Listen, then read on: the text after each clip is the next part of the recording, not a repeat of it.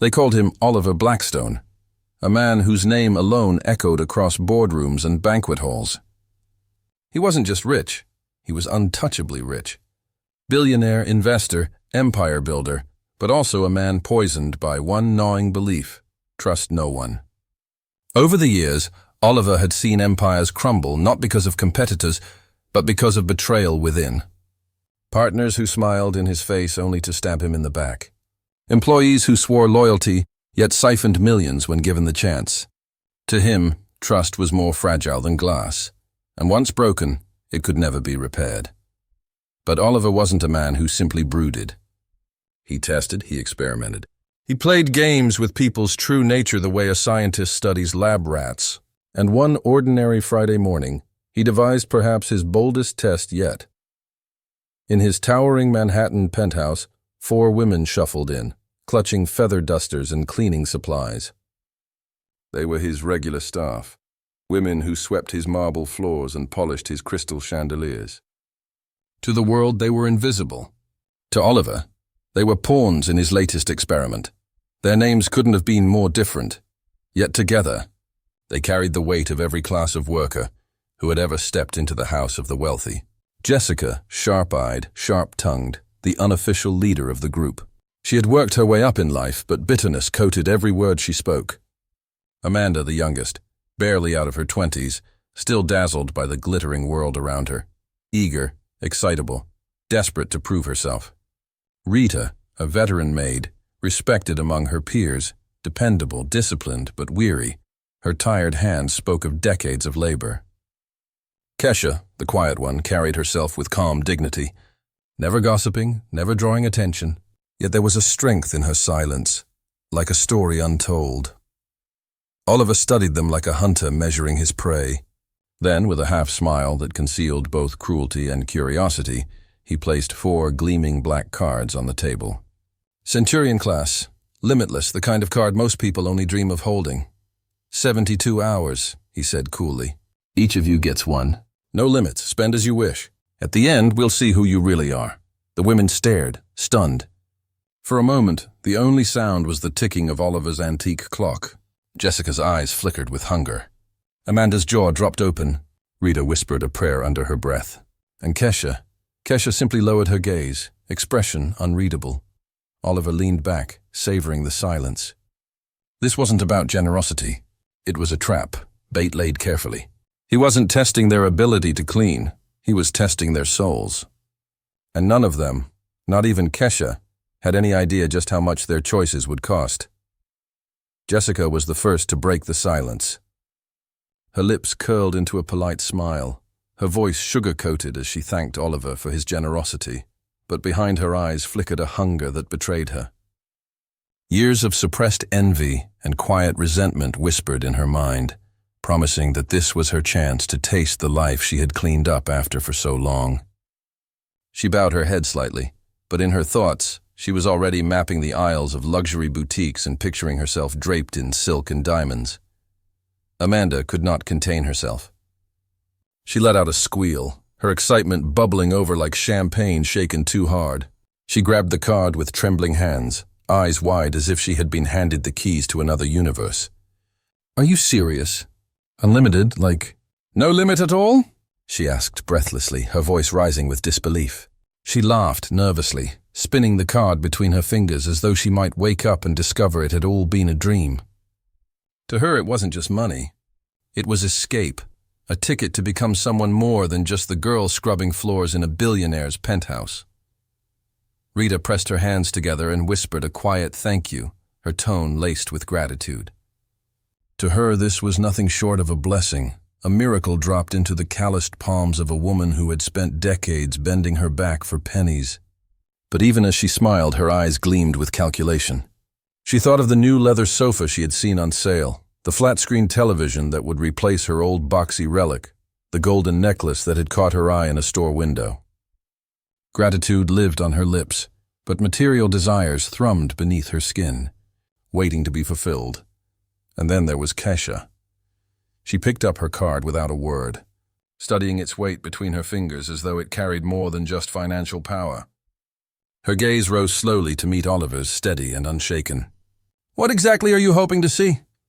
She asked softly, her tone curious, not confrontational. The question sliced through the room like a hidden blade. For a moment, Oliver's smirk faltered.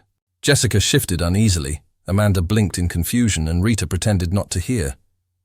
But Kesha's question lingered in the air, heavy and uncomfortable. She wasn't blinded by the promise of wealth, and she wasn't afraid to ask what the others wouldn't. The narrator's voice seemed to hang unspoken in the room.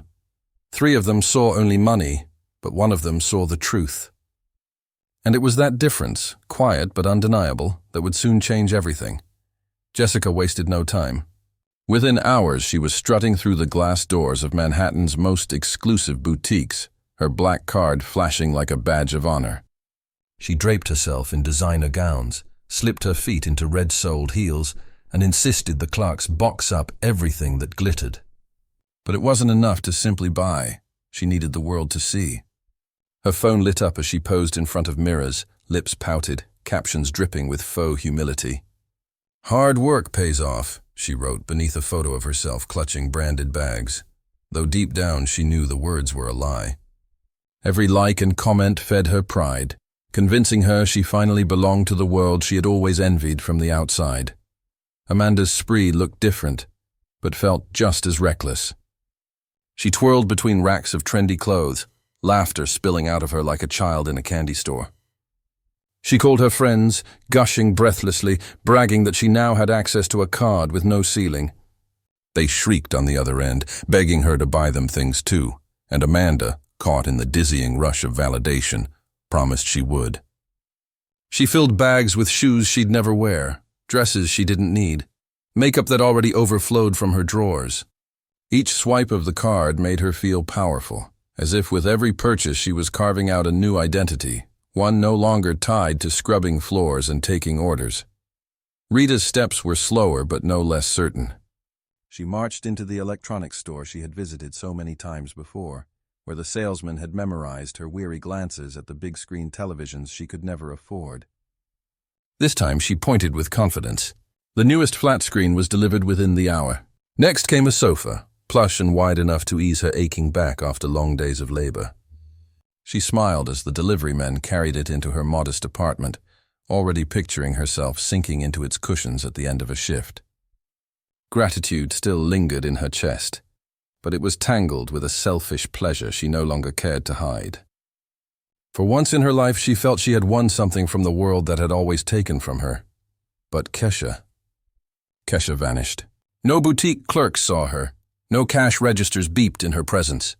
Her name never appeared on transaction slips or receipts. While the others flaunted their purchases and fed their pride, Kesha's card sat quiet, untouched. When the other maids asked if anyone had heard from her, they shrugged. Jessica scoffed, muttering that the girl probably didn't even know how to use it. Amanda giggled, imagining Kesha fumbling at a counter. Rita shook her head, uneasy, but said nothing. In truth, no one knew where Kesha had gone or what she was doing. And that silence, that absence, began to gnaw at them more than any luxury item ever could. By the second day, Jessica's shopping bags lined her apartment like trophies. Amanda's phone buzzed nonstop with messages from friends begging for gifts. And Rita lounged on her new sofa, her television flashing with colors brighter than any she had ever owned. Yet beneath the glitter and noise, a different kind of energy began to stir, a gnawing curiosity about the one person no one had seen. It started with Jessica, her tone sharp as she scrolled through her phone. Not a single post, not a single picture. Who disappears with a black card and doesn't spend, unless... She let the thought hang, her eyes narrowing as though she had discovered a secret no one else could see. Amanda, ever eager to join the chorus, leaned in with a laugh. Maybe she doesn't know how to use it. I mean, come on, it's Kesha. She barely talks, barely looks anyone in the eye. You think she's ever held a card like that before?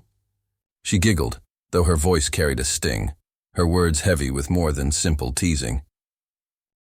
Rita, sipping tea from a chipped mug, offered a shrug. Or maybe she's afraid.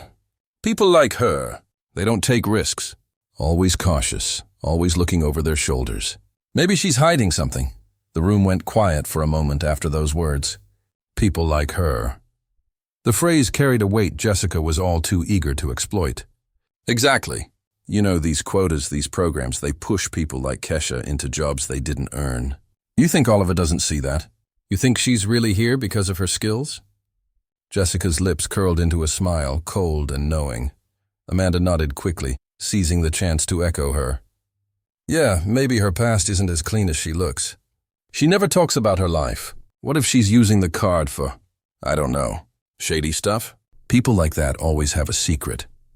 The words dripped with prejudice, each assumption built not on truth but on jealousy, on fear of being outshined. Their whispers grew sharper, feeding off one another until the gossip became its own cruel rhythm. And yet, through it all, Kesha remained unbothered. When she crossed paths with them, she carried herself with the same quiet composure, her steps measured, her gaze steady. She neither denied nor defended, neither explained nor excused.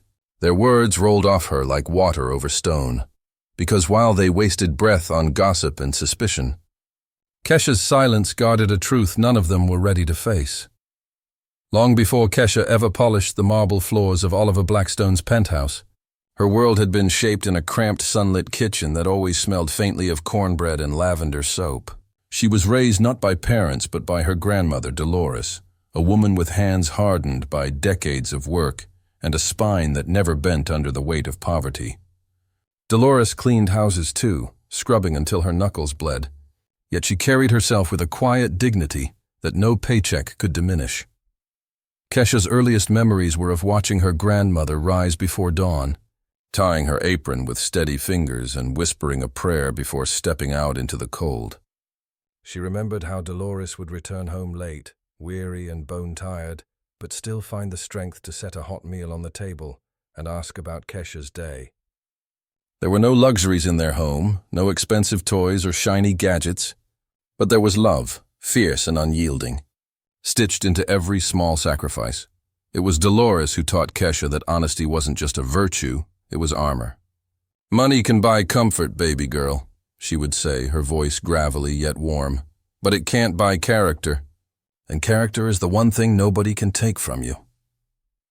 Dolores gave away food when neighbors were hungry, slipped coins into church baskets even when she had barely enough for rent, and never once complained when others looked down on her for being poor. Those lessons sank deep into Kesha's bones.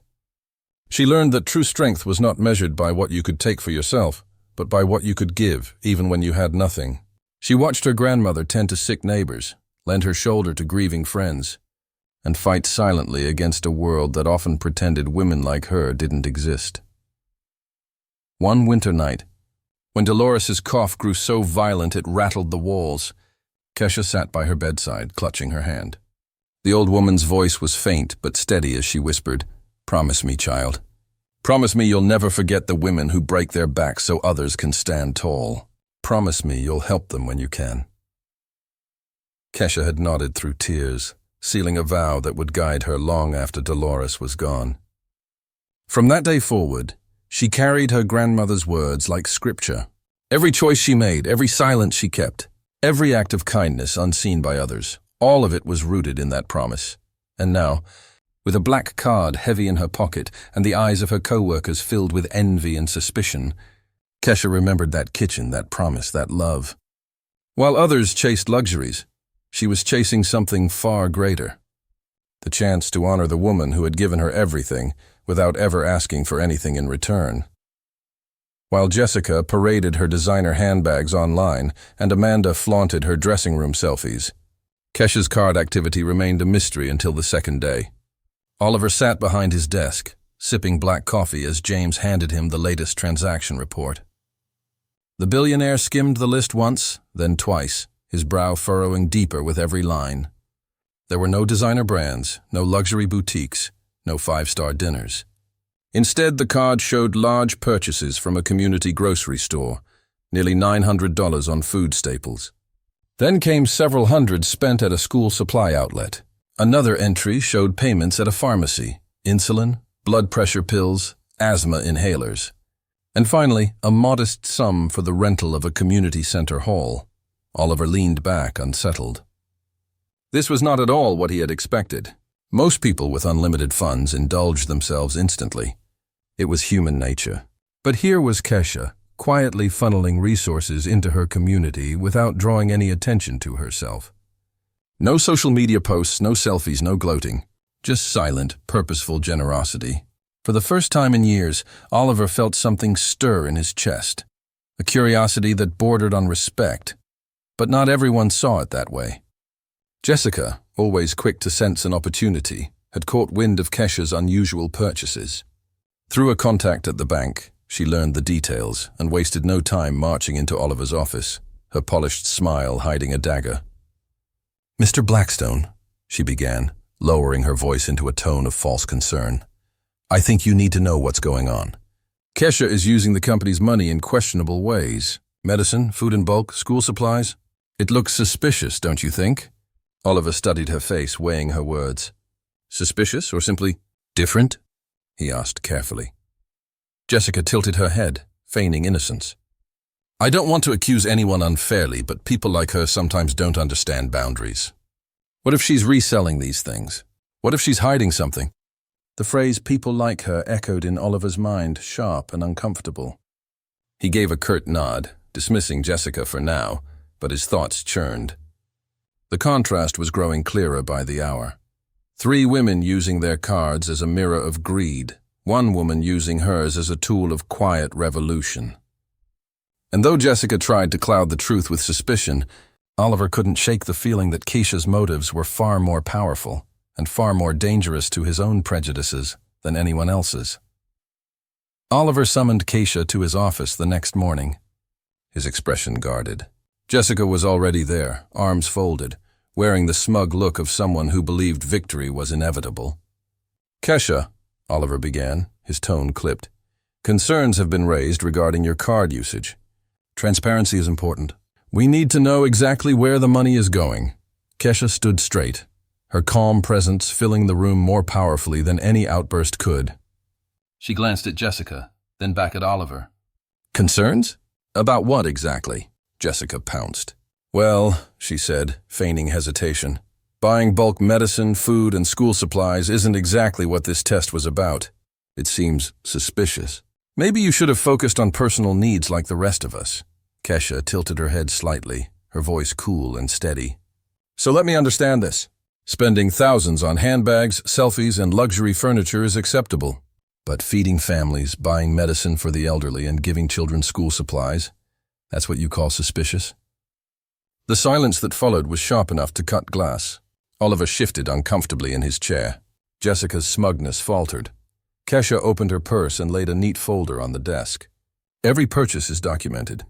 Receipts, names, addresses, beneficiaries. If you want transparency, I will give you complete transparency. Nothing to hide, nothing to fear." She turned to leave, then paused at the door, her eyes locked on Jessica. "The real question isn't what I did with the money.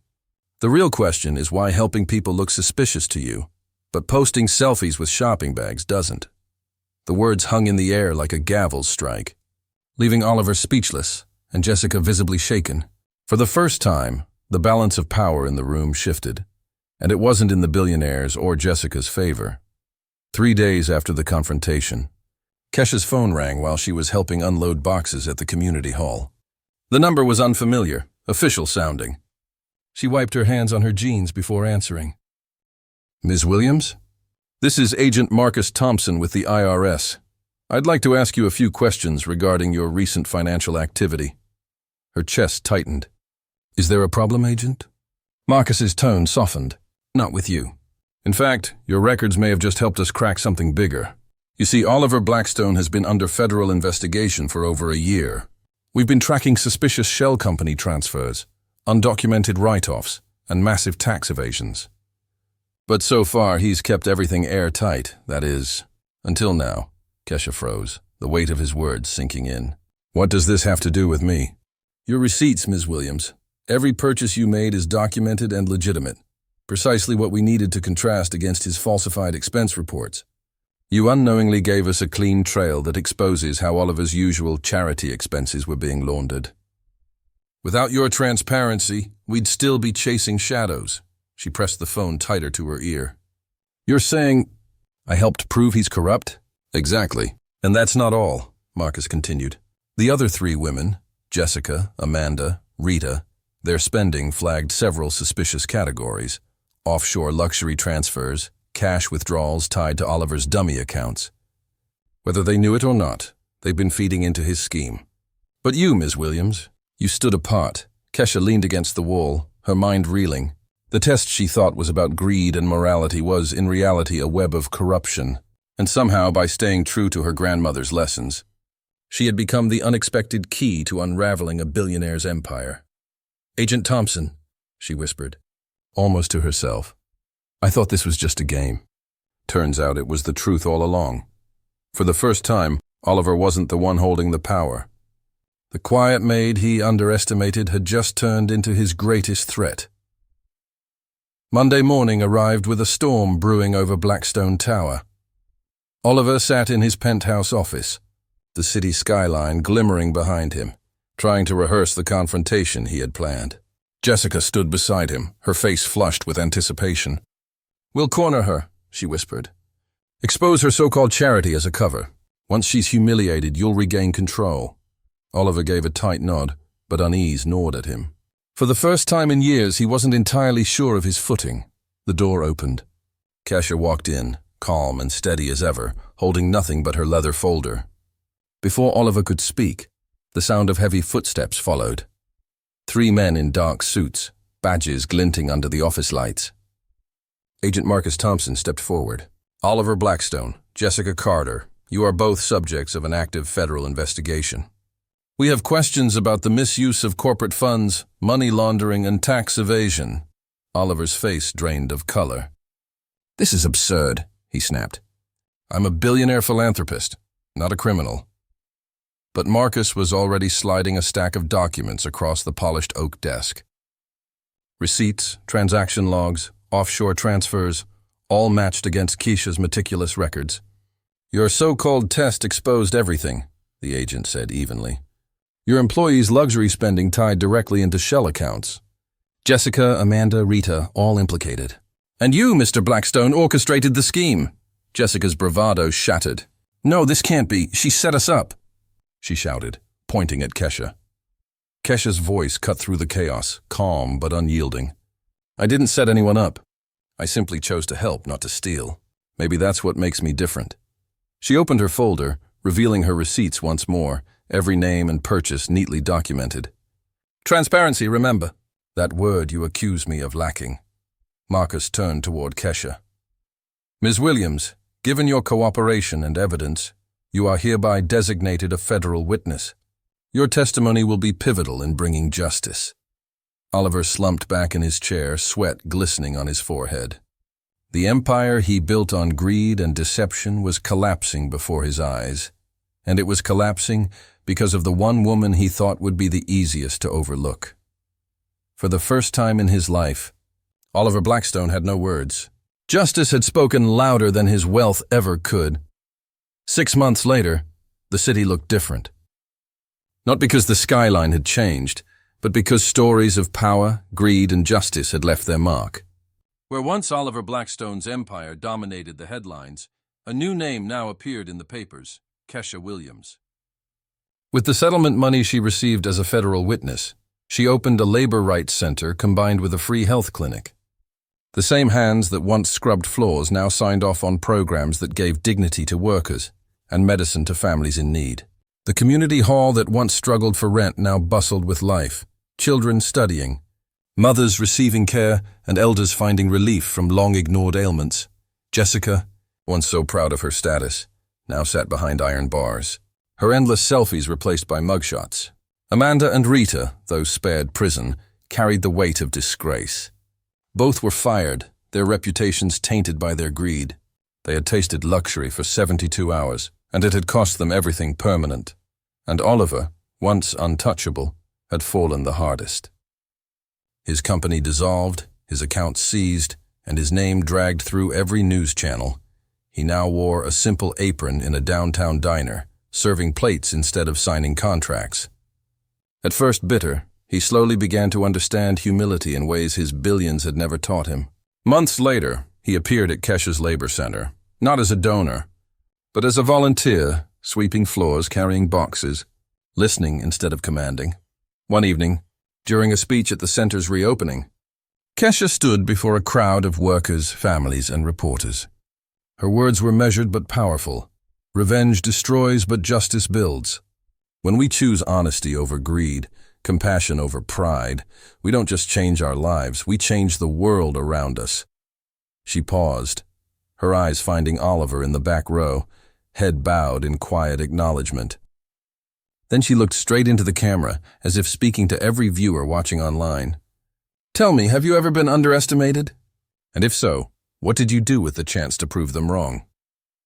The hall erupted in applause, but the silence on the other side of the screen was louder. The silence of thousands reflecting on their own stories, ready to type their answers into the comment box below.